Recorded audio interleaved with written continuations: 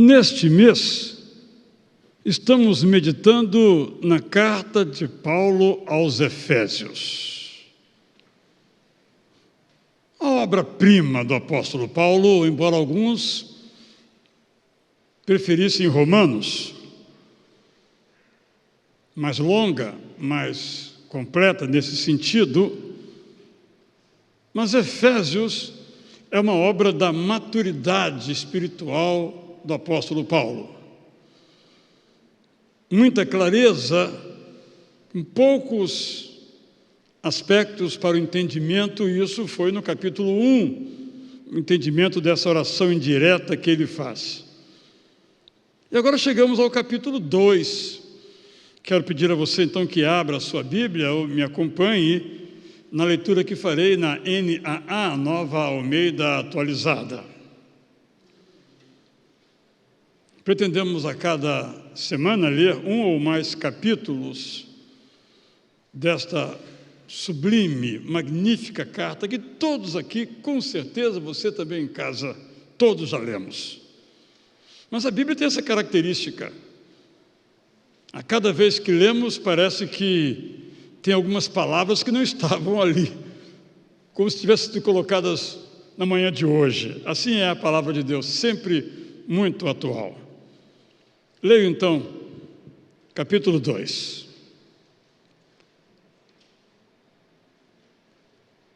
Jesus lhes deu a vida quando vocês estavam mortos em suas transgressões e pecados, nos quais vocês andaram noutro tempo, seguindo o curso deste mundo, segundo o príncipe da potestade do ar, do Espírito, que agora atua nos filhos da desobediência. Entre eles também todos nós andamos no passado, segundo as inclinações da nossa carne, fazendo a vontade da carne e dos pensamentos. E éramos, por natureza, filhos da ira, como também os demais. Mas Deus, sendo rico em misericórdia, por causa do grande amor com que nos amou, estando nós mortos em nossas transgressões, nos deu vida. Juntamente com Cristo, pela graça vocês são salvos, e juntamente com Ele nos ressuscitou e com Ele nos fez assentar nas regiões celestiais em Cristo Jesus. Deus fez isto para mostrar nos tempos vindouros a suprema riqueza de sua graça em bondade para conosco em Cristo Jesus. Pela graça vocês são salvos mediante a fé. E isto não vem de vocês, é dom de Deus, não de obras, para que ninguém se glorie, pois somos feitura dele, criados em Cristo Jesus para boas obras, as quais Deus de antemão preparou para que andássemos nelas. Portanto, lembrem-se de que no passado vocês eram gentios na carne, chamados incircuncisão por aqueles que se intitulam circuncisão, que é feita na carne por mãos humanas. Naquele tempo vocês estavam sem Cristo, separados da comunidade de Israel, e estranhos às alianças da promessa, não tendo esperança e sem Deus no mundo. Mas agora, em Cristo Jesus, vocês que antes estavam longe, foram aproximados pelo sangue de Cristo, porque Ele é a nossa paz. De dois povos Ele fez um, e na sua carne derrubou a parede de separação que estava no meio, a inimizade. Cristo aboliu a lei dos mandamentos na forma de ordenanças, para que dos dois criassem em si mesmo uma nova humanidade, fazendo a paz, e reconciliasse ambos em um só corpo com Deus por meio da cruz, destruindo a inimizade por meio dela, isto é, da cruz. E quando veio, Cristo evangelizou paz a vocês que estavam longe e paz também aos que estavam perto, porque por meio dele ambos temos acesso ao Pai em um só Espírito. Assim, vocês não são mais estrangeiros e peregrinos, mas concidadãos dos santos e membros da família de Deus, edificados sobre o fundamento dos apóstolos e profetas, sendo ele mesmo Cristo Jesus a pedra angular. Nele, todo o edifício bem ajustado cresce para ser um santuário dedicado ao Senhor. Nele também vocês estão sendo edificados, juntamente com os outros, para serem morada de Deus no Espírito. Irmão, eu confesso a você que, tendo estudado esse capítulo muitas horas, ao ler agora, percebi verdades que eu não tinha percebido ainda. E se amanhã, de manhã, eu for ler de novo esse mesmo capítulo, eu vou dizer, como é que eu não vi isso antes de ontem nem ontem? E assim é a palavra de Deus. Eu estou certo que você, ouvindo agora essa leitura, pensou, eu nunca tinha pensado nisso. Eu já li essa carta, mas não tinha entendido desse modo, por exemplo, não tinha tido essa percepção, porque assim é a palavra de Deus. Não só com Efésios, mas com qualquer outro capítulo ou porção desta palavra. A primeira coisa que me chama a atenção nesse capítulo é que, de forma magistral, é redundante dizer que Paulo é magistral, nós temos os 3 tempos da humanidade. Tempos cronologicamente definidos, com rupturas uma era após era. E tempos que, uma vez dados, se tornam concomitantes. O primeiro tempo, o tempo da criação. O segundo tempo, o tempo da queda. E o terceiro tempo, o tempo da redenção ou da recriação. Esses são os 3 tempos da humanidade. Ao mesmo tempo, esses 3 tempos são ainda atuais. Nós ainda os vivenciamos ao mesmo tempo, conquanto sejam cronologicamente os tempos da humanidade, como conhecemos pela história e pela Bíblia Sagrada. O primeiro tempo, então, é o tempo da criação que nós temos narrado em Gênesis 1 e 2. Esse tempo ainda existe. Segundo o propósito de Deus, a natureza onde o homem se encontra ainda é algo vivo, ainda é algo real. A beleza da natureza é atual para cada um de nós. Por isso, Efésios 2:10 nos fala dessa criação. Nós fomos criados em Deus e nos mostra que somos parte desta criação. Fomos criados por Deus para a beleza, para a santidade, para a bondade. 2:10 ele diz, nós somos feitura dele, nós somos feitura de Deus. E você sabe que a palavra aqui, feitura, é poema. Nós somos uma obra literária de Deus. Nós somos algo que Deus fez. Não foi por acaso, não foi sem propósito. Nós fomos criados, nós somos produtos, nós somos obras literárias, obras-primas, nós somos poemas de Deus.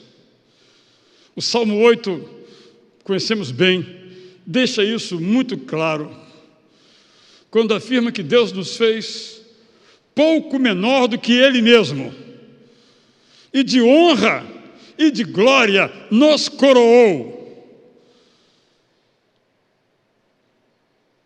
Esta é a era da criação, na qual nós ainda estamos. Nós somos, na essência, no conteúdo e na forma, os poemas de Deus. Mas não temos sido esses poemas na existência, na realidade, digamos assim. O budismo e o secularismo são otimistas. antropocentricamente, isto é, colocando o seu pensamento no próprio homem. Dizem tanto o budismo quanto o secularismo, e por isso o budismo é muito aceito no mundo secular, que nós podemos resgatar a nossa essência de obra-prima de Deus, mediante a meditação ou através da educação, incluído aí o conhecimento e a tecnologia. Nós lidamos com essa cosmovisão, com essa maneira de ver o mundo. Ainda há credos, mencionei aqui o budismo e o secularismo, que propõem que nós podemos nos aperfeiçoar e então voltar a ser a obra-prima de Deus, perdida por causa do pecado, que é o segundo tempo. Mas o cristianismo bíblico nos diz que nós não podemos voltar a viver por nós mesmos, só mediante a intervenção de Deus. Por isso, toda a Bíblia clama, desde o Antigo Testamento, que nós precisamos de um Salvador. Sendo ainda mais claro, nós convivemos com uma perspectiva muito otimista. Isso é muito antigo, sobretudo encontrou o seu ponto mais elevado no século XVII e século XVIII, segundo o qual o homem é bom. Está um pouco estragado, mas o homem é bom. E se ele se aplicar ao conhecimento, se ele se aplicar ao estudo, se ele, enfim, se deixar levar pelas mãos da educação, ele voltará a ser bom. Essa é uma crença otimista do pensamento secular, que vem desde a chamada era do conhecimento e da ilustração no século XVIII e XIX no mundo inteiro. Por essa razão, o budismo, que diz que Deus está dentro de nós, ou Deus é a gente mesma, encontra grande aceitação no mundo secular, especialmente no mundo artístico, porque diz isso que as pessoas querem ouvir. Mas o cristianismo bíblico diz que nós não temos como resgatar essa essência, perdida com o pecado, senão pela intervenção de Deus. Em outras palavras, há um conflito entre a visão bíblica cristã e a visão do mundo, em outras eras e também na nossa era. E não é fácil lidar com esse conflito, porque o pensamento hegemônico, dominante nos meios, sobretudo intelectuais e artistas, é esse. O que me parece bastante incrível de pessoas crerem assim, porque os nossos olhos, quando fitam a realidade, não encontram nenhuma autoridade, nenhum elemento que nos leve a pensar que nós, pela educação, vamos resgatar a essência do ser humano. É claro que apreciamos a educação, claro que amamos o conhecimento, isso é evidente, mas o cristianismo bíblico nos mostra que nós não podemos retomar a nossa essência, aquela de Gênesis 1 e 2, porque já aconteceu o capítulo 3 de Gênesis nas nossas vidas. Por isso, então, nós precisamos de um Salvador. A segunda era é a era da queda, o tempo da queda. Gênesis 3, a era da rebelião, a era do orgulho, a era da autossuficiência, a era da separação. Era dos homicídios, o primeiro dos quais, relatado em Gênesis capítulo 4, quando Caim matou Abel. Este relato icônico serve para nos mostrar como todo crime funciona. Crime de sangue, seja o fratricídio, seja o parricídio, seja o feminicídio. Todo homicídio é, na verdade, um deicídio, porque é fruto de uma rebelião que nega a Deus e quer matar a Deus. Porque quando alguém, mata a Deus, no sentido de que também esse ser humano morto é imagem e semelhança de Deus.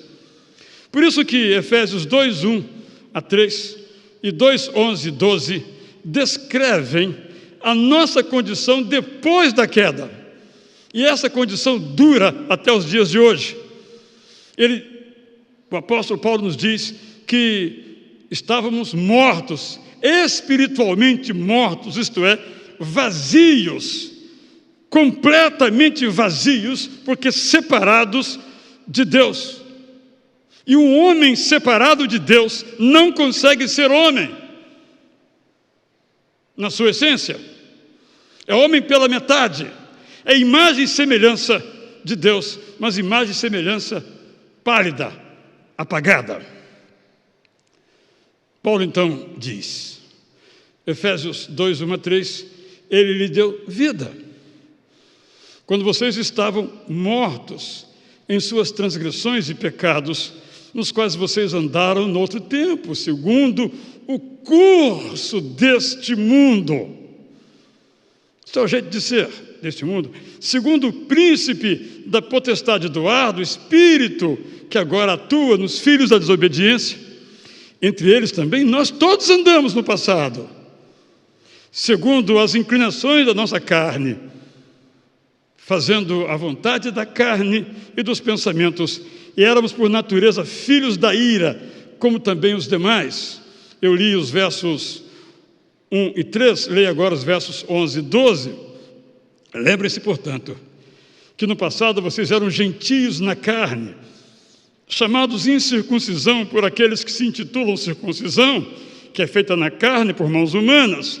Naquele tempo vocês estavam sem Cristo, separados da comunidade de Israel e estranhos às alianças da promessa, não tendo esperança e sem Deus no mundo. Em outras palavras, numa paráfrase que preparei, versos 1 a 3, Jesus fez com que vocês voltassem a ter uma vida com sentido, já que estavam espiritualmente mortos por causa dos pecados que os dominavam. Esta era a realidade de vocês no passado, quando faziam o que todo mundo fazia, desobedecendo a Deus e obedecendo ao que Satanás mandava. Viviam todos, eu inclusive, do mesmo modo, completamente dominados por desejos pecaminosos. Se continuássemos nesse caminho, a condenação seria certa. Versos 11 e 12. Então, não se esqueçam que vocês viviam segundo os seus desejos pecaminosos. Os judeus consideravam vocês completamente indignos por não terem sido circuncidados como eles foram. Na verdade, vocês estavam sem Cristo, não participavam nem da fé experimentada pelo povo de Israel, nem das promessas divinas para todos os povos, como demonstradas no Novo Testamento.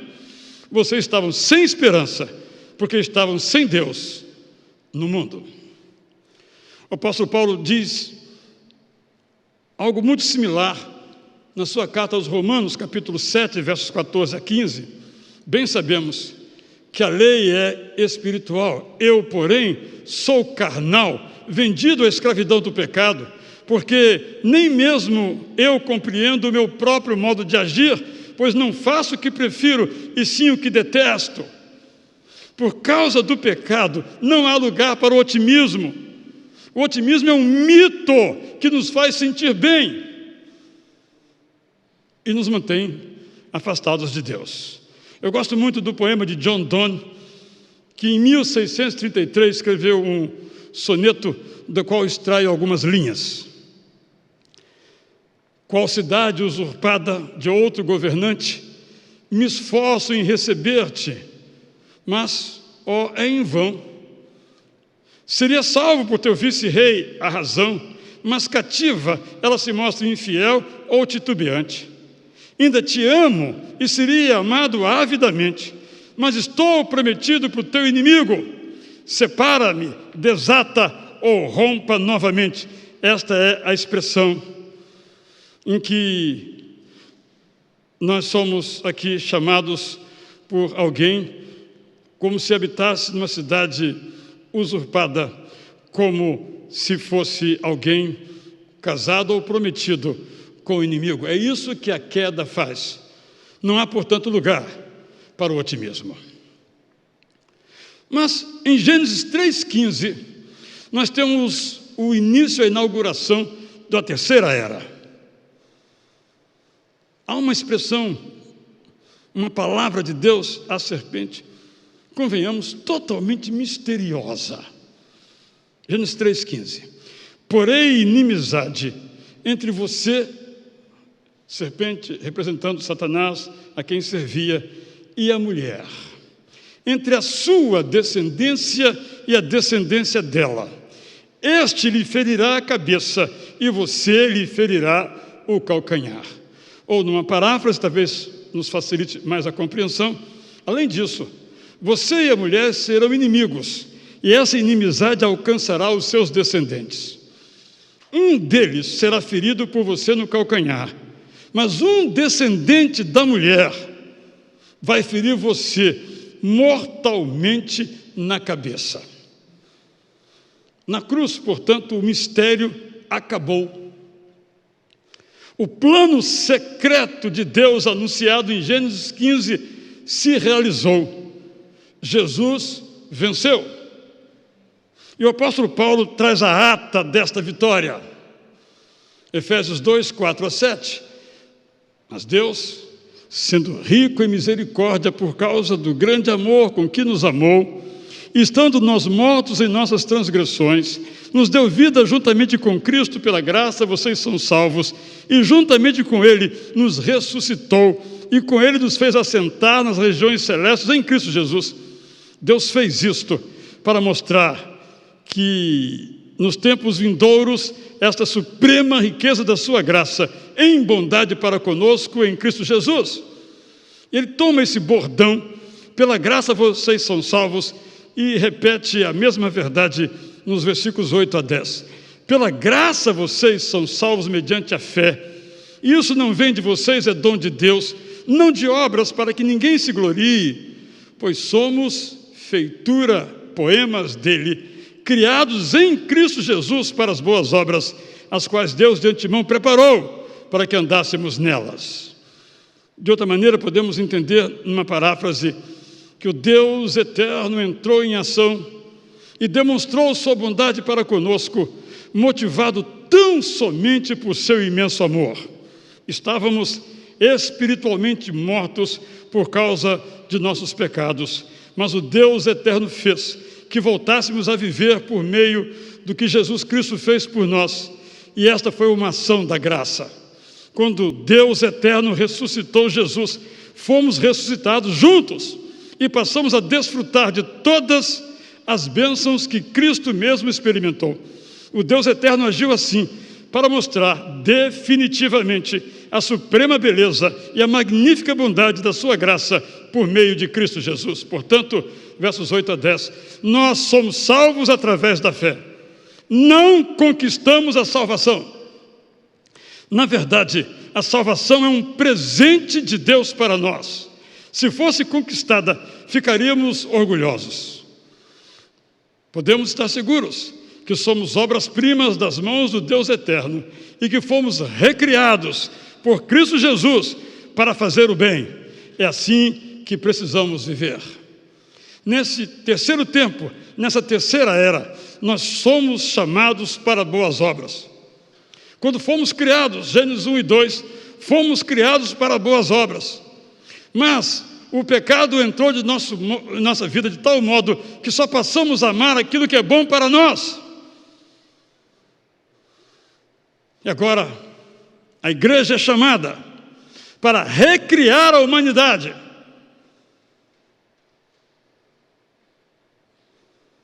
Essa é a eclesiologia do apóstolo Paulo.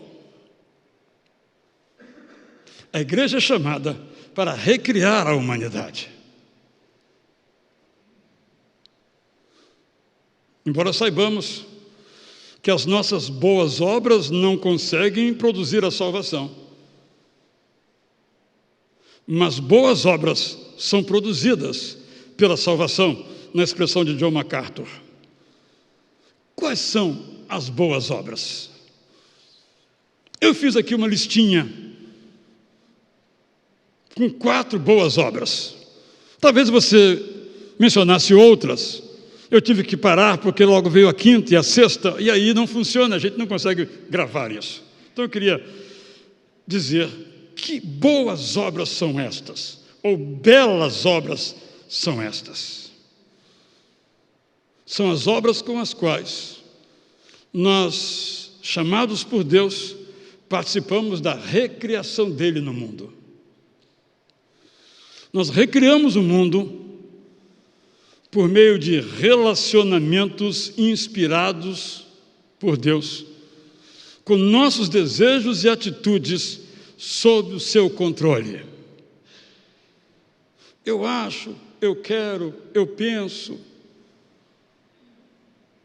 Não recriamos o mundo assim. Nós recriamos o mundo quando os nossos relacionamentos são inspirados por Deus.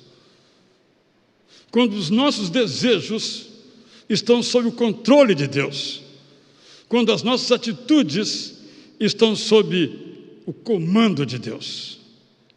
Quando isso acontece, o egoísmo que é natural em nós, por causa da queda, Gênesis 3, se torna não mais primário, embora ainda presente como uma tentação, mas secundário.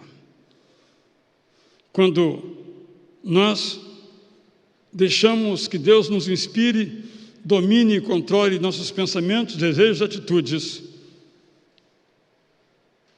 não viveremos praticando a violência de nenhum tipo.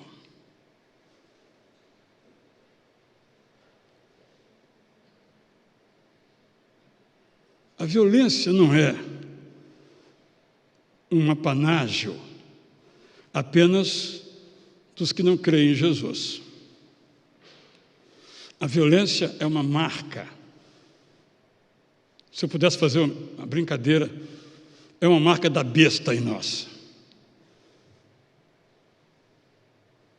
Mas a violência não tem que nos dominar. É natural em nós. Se alguém me contraria, eu levanto a mão contra e está resolvido. Seja minha esposa, seja meu filho, seja meu colega, seja um desconhecido. Achando que ela resolve. Ela resolve o meu desejo de praticar violência. Praticou, está resolvido, mas não resolve absolutamente nada. Porque a violência, infelizmente, também está entre nós. Nós que já fomos redimidos pelo sangue de Jesus, mas que muitas vezes não temos permitido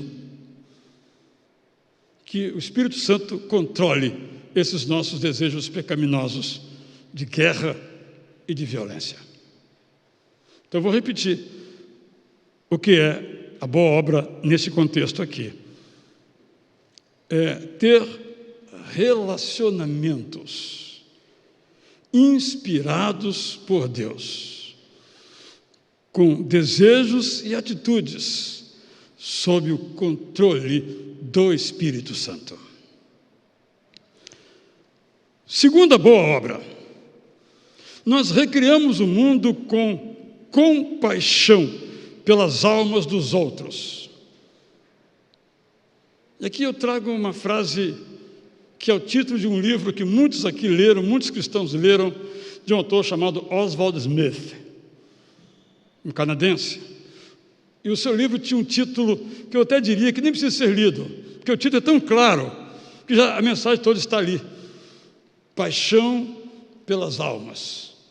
E aí podemos aplicar isso em várias dimensões, mas sobretudo aqui o sentimento de que aquilo que a Bíblia diz sobre o tempo da criação, o tempo do pecado ou da queda e o tempo da recriação são revelações de Deus, que não há outro caminho senão a partir dessa percepção realizada em Cristo, esse que nos recriou para boas obras.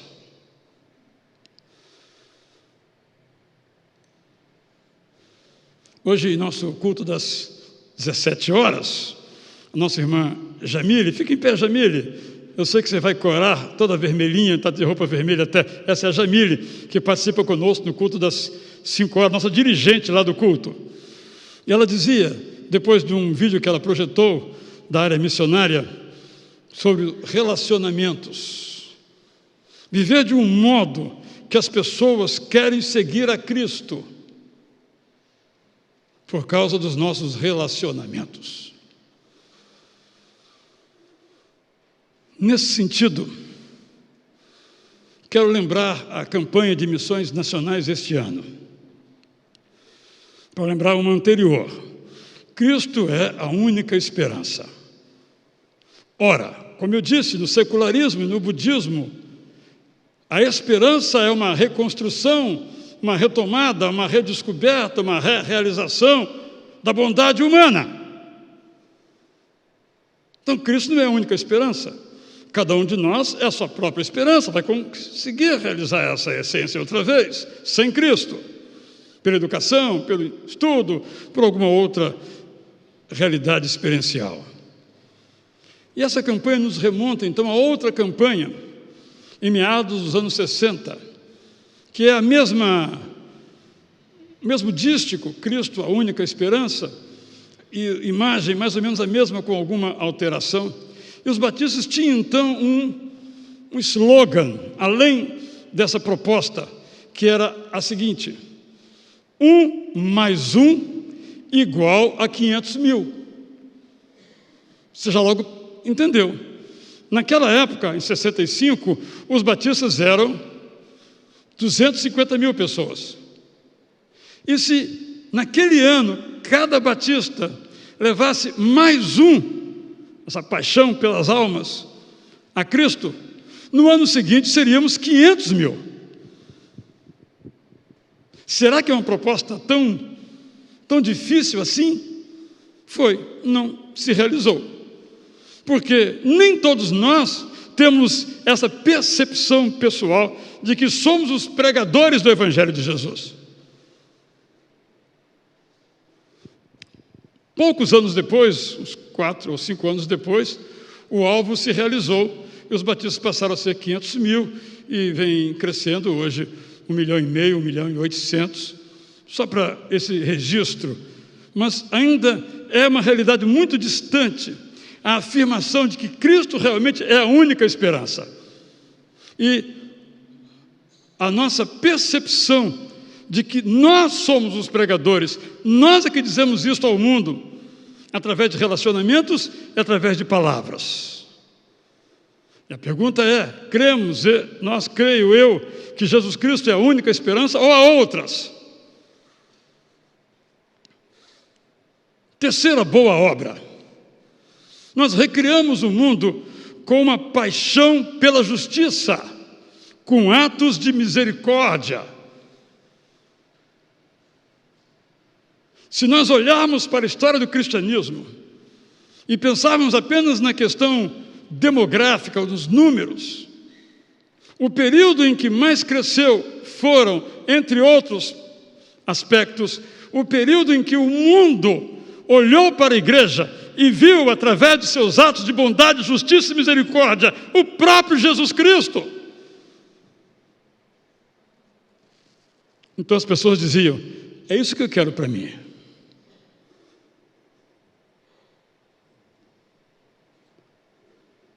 Quando olhamos para a obra de Jesus, para os pensamentos de Jesus, para os ensinos de Jesus, para as frases de Jesus, para os postulados de Jesus, para os princípios de Jesus, para os exemplos vitais de Jesus, nós vemos um homem, Deus, apaixonado pela justiça e que a cada momento demonstrava com seus atos misericórdia.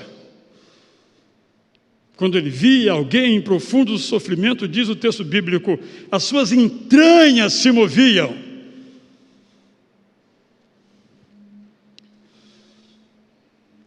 Quarto tipo de obra, nós recriamos o mundo com cuidado pela terra.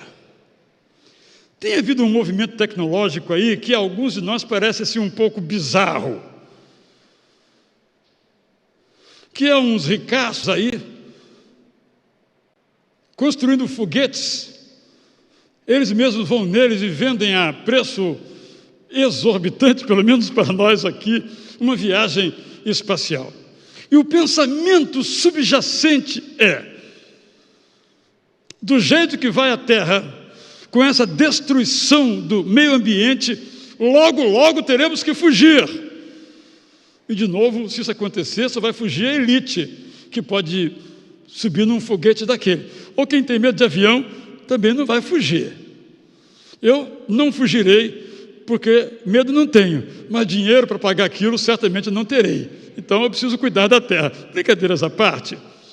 Esse movimento, vamos chamar assim de bizarro, eu até acredito que no futuro vão dizer, mas que coisa mais estranha, que maneira de gastar dinheiro, em parte vem pelo um desânimo com que nós temos tratado a terra em que vivemos.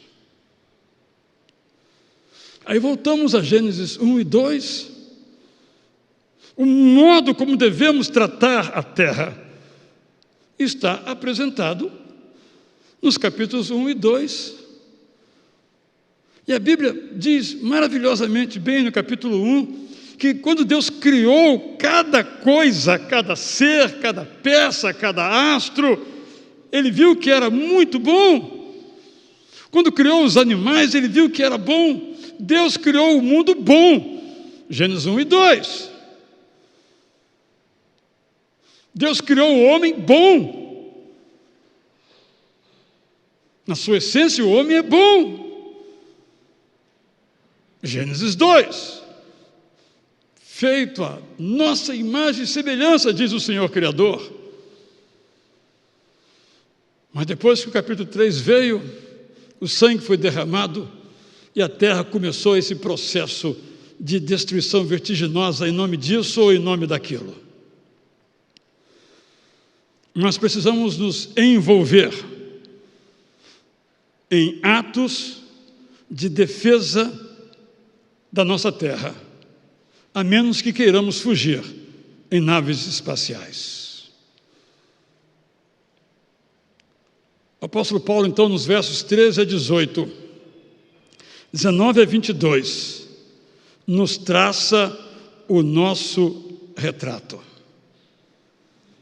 Eu leio, então, na paráfrase esses versos. Agora, porém, vocês que estavam longe foram aproximados pelo sangue de Cristo na cruz. Cristo estabeleceu a paz. Ele juntou os crentes em Cristo do antigo povo de Israel com os crentes de todos os lugares e formou um único povo de crentes. Ao morrer na cruz, Ele derrubou a parede que nos separava de Deus e dividia os seres humanos em dois grupos, judeus e não judeus. Na cruz, Cristo dispensou os novos crentes de seguir as exigências feitas aos judeus no Antigo Testamento. Com isso, Ele criou uma nova humanidade. Ao estabelecer a paz na cruz, Ele reconciliou judeus e não judeus, acabando com a inimizade entre eles e fazendo surgir a igreja. Quando Cristo veio, trouxe a paz para vocês que estavam longe, para os judeus que estavam perto. Agora todos temos, através de Jesus, completo acesso ao Pai, ao Filho e ao Espírito Santo. Vocês não vivem mais como estrangeiros e peregrinos no mundo, porque foram consagrados por Deus e integrados à sua família.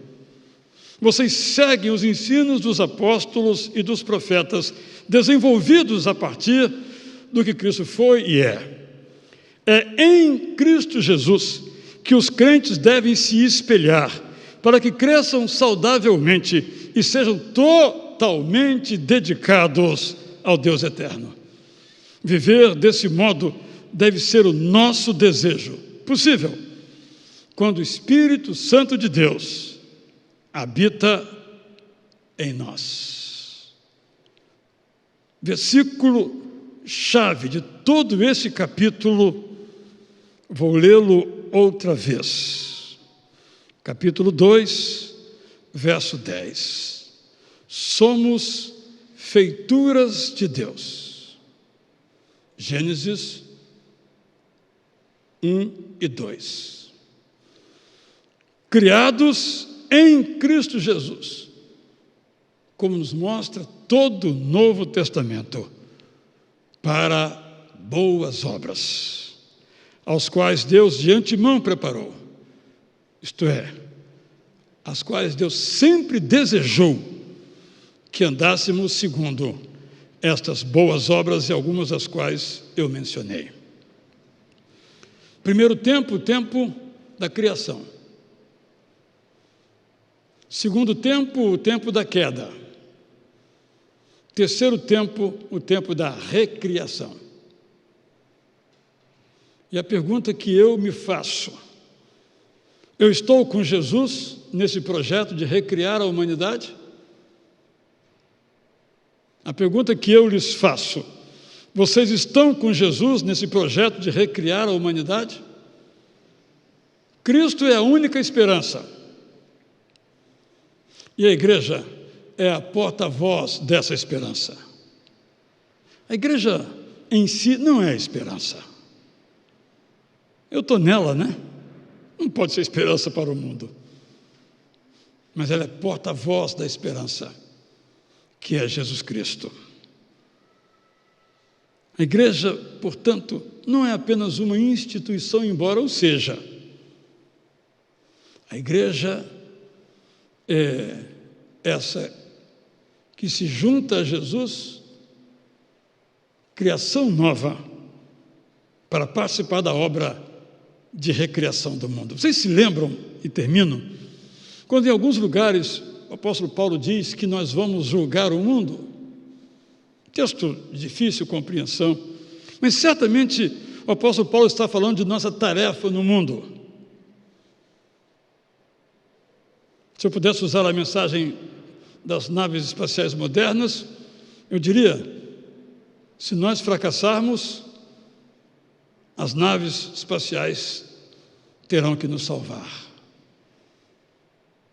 Quando falo nós fracassarmos, é não termos feito aquilo para o qual nós fomos feitos. Nós fomos feitos para recriar o mundo através de relacionamentos inspirados por Deus. Nós fomos feitos para recriar o mundo com compaixão pelas almas dos outros, como pregadores, cada um de nós. Nós fomos feitos para recriar o mundo com paixão pela justiça e atos de misericórdia. Nós fomos feitos para recriar o mundo com cuidado pela terra. E talvez possamos acrescentar outras dimensões do Evangelho que não se esgota em apenas 4 ou 3, mas em muito mais. Esse capítulo, meu irmão, não o esgotei, nem mesmo o pretendi. É inesgotável. Essa carta de Paulo aos Efésios é inesgotável. Um médico e teólogo inglês escreveu 4 volumes de 500 páginas comentando esta carta. Eu diria que ele foi sintético, bem resumido. Só estou mostrando que essa riqueza não nos deve, no entanto, nos levar a fugir daquilo que é essencial. Porque nós não lemos a Bíblia apenas para conhecer. Nós lemos a Bíblia para aplicar. Este é o convite. Deus nos fez para recriar o mundo. A menos que queiramos fugir, impossivelmente, em naves espaciais. Estou com esta jocosidade dizendo que nós não somos a esperança do mundo. Jesus Cristo é, mas nós somos os porta-vozes dessa esperança. E eu tenho que me perguntar, porque é fácil perguntar para vocês, se as pessoas veem em mim um porta-voz da esperança que é Jesus. Esse é o meu compromisso. Por isso a minha oração deve ser esta: vem reinar em mim, Senhor, em tudo o que eu sou. Senhor, eu te convido a vir governar a minha vida.